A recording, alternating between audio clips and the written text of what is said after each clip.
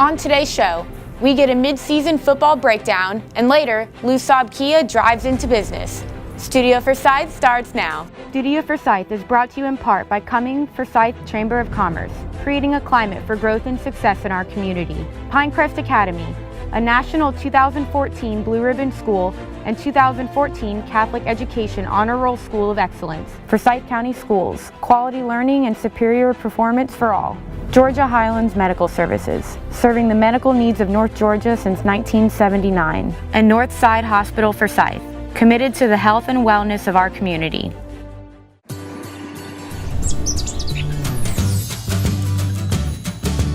Hi, welcome to Georgia Highlands. How can I help you?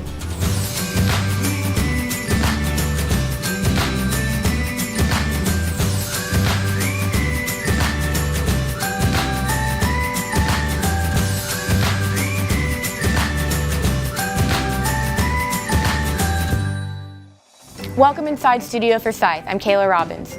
Our high school football season is halfway over, and we're starting to see what the players and teams are becoming.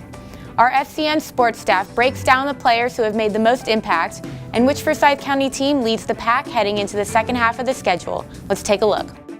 This Friday marks a sort of unofficial halfway mark of the season, with Forsyth County's 5 public school football teams getting a bye week and only Horizon Christian and Pinecrest Academy playing. So it's a great time to take stock of things with a mid-season review and give out some first half superlatives. Let's start, Mike, with Offensive Player of the Year. Who would you give that to for the first half? I think you've got to give it to the West Forsyth signal caller, Kieran Hamilton. He's a newcomer from New York. He's played at 2 smaller schools up in New York before he came down to West Forsyth, and kind of jumped into a situation where he was playing a level of football he hadn't played before. And he's taken over a complex offense over at West. He's run it to perfection, and going into last week's game against Northview, where he had a great game, threw 2 more touchdown passes. He was actually top 10 in the state in all 6 classes in passing yards, which is a big feat so far for any Forsyth County player. I think I'd go with Hamilton too. I think I'd also add, though, that junior quarterback at South Forsyth, Davis Shanley, is actually on pace for more total touchdowns than Kieran. Both are having fantastic first years for their teams. Defensive Player of the Year, who would you give that to for the first half? Cameron Klein, he's already had a 5-sack game. He's had a 2-sack game. He's just a playmaker. He's even scored a touchdown one of the games I covered. He's always around the ball, and it just seems like the defense really just feeds off of his energy. I mean, he might be a candidate for Player of the Year in the county, so defensively he's got to be. Yeah, I can't pick anyone other than Klein either. I think maybe if I had to, I'd say Huggins, Eli Huggins, defensive lineman at West Forsyth. He's also had a 5-sack game, kind of an interesting theme we've seen this year. But definitely Klein, I think, has kind of separated himself a little bit through the first half. How about Coach of the Year? Who would you give that to for the first half? I think you got to give it to Jeff Arnett at South Forsyth. At the beginning of the season, when we talked to the coaches at Lambert, West, and South, which are the schools that I think we all agreed were going to be the top of Region 6, Arnett was kind of the one that was the most, let's wait and see with what we have. He had to replace a ton of starters on offense and defense, 8 on offense, 6 on defense. And he's had a lot of guys step in, new quarterback, new running back. Everything has been smooth sailing, and for a coach that kind of has that old school mentality when you talk to him, I know he's got some assistants, but South plays probably a more modern, up-tempo, really complex and impressive style on offense that I've seen in the county, and that's a testament to the head coaching and the focus of the players. Hard to argue with 5-0 through 5 games. It's a good pick. I think I would go with Lewis Daniel over at Lambert. You know, I think they're 4-1, won 4 straight, undefeated in the region with South Forsyth. And I think they have the most signature win of the year so far, that 17-14 victory at Alpharetta, the 2-time defending region champion. But I think it's going to be a fantastic race with both those teams. How about best team of the first half? I don't know that you can't give it to South Forsyth. They're the only undefeated team. The only thing that you might argue of South Forsyth is that their opponents so far to this point are a combined 4-21. Right. But, and you hear it a lot of times in college football, you can't help the schedule you play. And when you look at South and look what they do, I mean, they're clearly impressive. I think they would be well off, even if they played a tougher schedule, but we're going to see in the second half. Yeah, and I think I would give it to South too, because despite the softer schedule that some of their counterparts have played, they've done what you want them to do against those kind of teams, which is dominate. And they've dominated early, and they've been able to play lots of guys in second halves and third and fourth quarters. So how about one storyline that you're interested in looking at in the second half coming up? I think, and we just kind of alluded to it, the Region 6 battle, because Lambert and West, who kind of had slow starts to the season in region play, they're right up there with South in terms of they're both of those teams are scoring a lot of points and playing really good defense.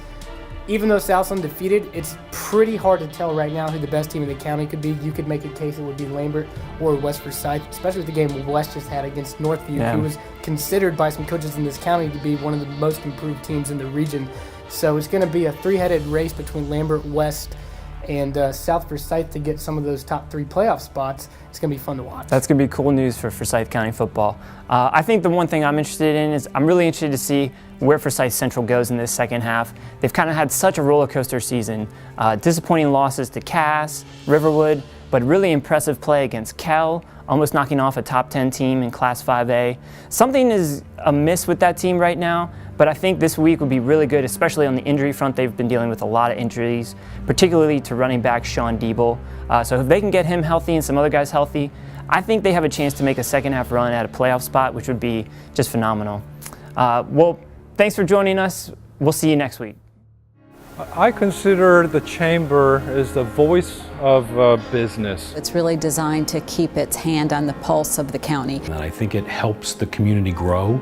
They always been there for me every time I needed the help. The chamber is making sure that they're able to communicate. When I call, I get a response. But the biggest thing for me is the chamber really focuses on helping small businesses.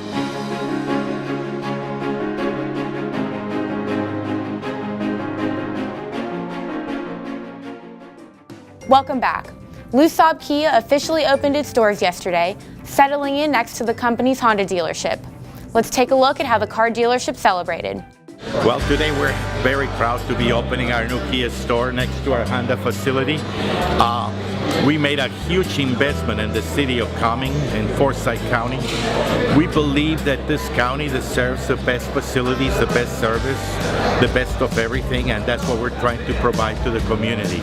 It's really exciting for me to be here, one, because it's Lou, he's a great dealer for us, but also Georgia is our second home with our manufacturing plant down in West Point, Georgia, where we build the Optima and the Sorrento. First, it means jobs, which is of course very important, but also the brand being represented here. I mean, there's huge growth here in Forsyth County.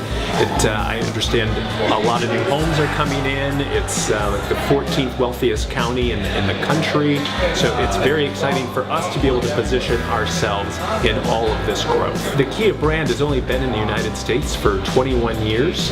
We've come a long way from when we first started 21 years ago.